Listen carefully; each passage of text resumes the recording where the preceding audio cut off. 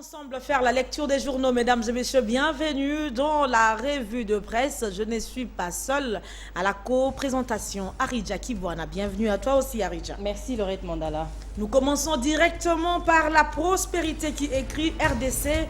L'ombre de la Sanko plane sur la justice. Et oui, certains journaux parus ce matin a publié un rapport sur l'affaire Katumbi rédigé par la Sanko à l'intention du chef de l'État, allais-je dire. Le rapport devrait donc revenir au président de la République ou à la limite à l'Assemblée qui l'avait sollicité. Or, il a été publié hors ce cercle restreint. D'un journal à un autre, l'avenir titre « L'Église n'est pas la justice ».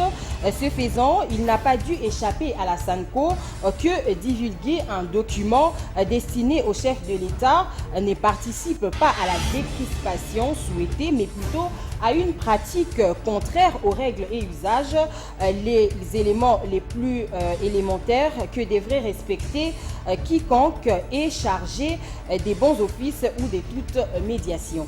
Et puis, en République démocratique du Congo, on enterre dans des maisons, églises, écoles, etc. depuis l'époque coloniale. Pourquoi pas?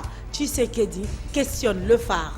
Il faut dire à ce sujet que le secrétaire général de l'UDPS, Jean-Marc Kabound, a écrit une fois de plus au gouverneur de la ville après un premier refus pour réitérer sa demande ou la demande du parti d'enterrer son leader au siège de son parti alors que l'hôtel des villes demeure muet. Plusieurs voix s'élèvent du côté de la majorité présidentielle pour brandir un vieux texte de loi datant de l'époque coloniale réglementant les enterrements. Mais à Kinshasa, on peut citer les cas des chefs coutumiers Teke Umbu en pleine cité des Kimbanseke, des cardinaux Malula et Echu, à la cathédrale Notre-Dame de Kinshasa à Lingwala. S'il est réellement question de respecter les normes religieuses dans la capitale, l'on devrait s'interroger sur l'essor des familles quinoises dont les habitations côtoient à moins de 50 mètres les tombes neuves au cimetière de Kintambo, Kintuka, Kinseso et Kimbanseke. Voilà. Ça, c'était la réflexion de ce journal. Et Continuons oui. cette balade des journaux avec Forum 2As qui poste élections inclusives et dans le délai possible avec le terrorisme au Kasaï. Ah oui, Laurette, le journal note que la tenue des organisations dans les délais et dans les contextes présents du pays risquerait d'empêcher des millions de Congolais de ne pas choisir librement leurs dirigeants. Il s'agit, pour ne pas les citer, des compatriotes du Grand Nord et de l'espace Grand Kasaï. Les Grands Kasaï, par contre, les informations ne sont guère enchanteresses. La CENI y est comme la cible privilégiée des terroristes timbrés Kamwina Sampou et donc elle paye un lourd tribut dans cette partie du pays. Poursuivons donc avec le site d'information en temps réel rdc26.com qui poste gouvernement BCC EFEC tente de stopper la chute du franc congolais. Aridja.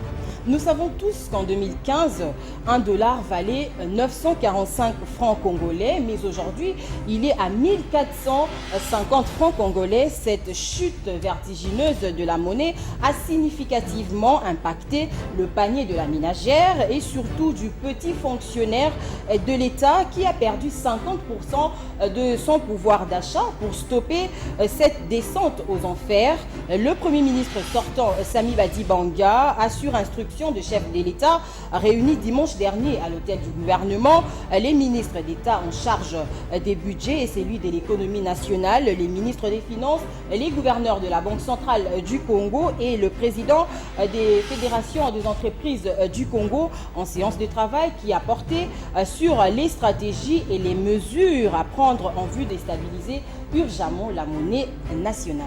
Et nous allons chuter avec la victoire d'Emmanuel Macron. La RFI écrit Emmanuel Macron, l'irrésistible ascension d'un libéral de gauche. Exactement, vainqueur des Marine Le Pen au second tour avec 66,6% des voix. Il a bénéficié des circonstances assez exceptionnelles pour parachever un parcours totalement hors du commun. Emmanuel Macron, 39 ans, est devenu dimanche dernier le nouveau et 8e locataire de l'Élysée. Le site signale et conclut en disant qu'il a été élu sans un parti derrière lui.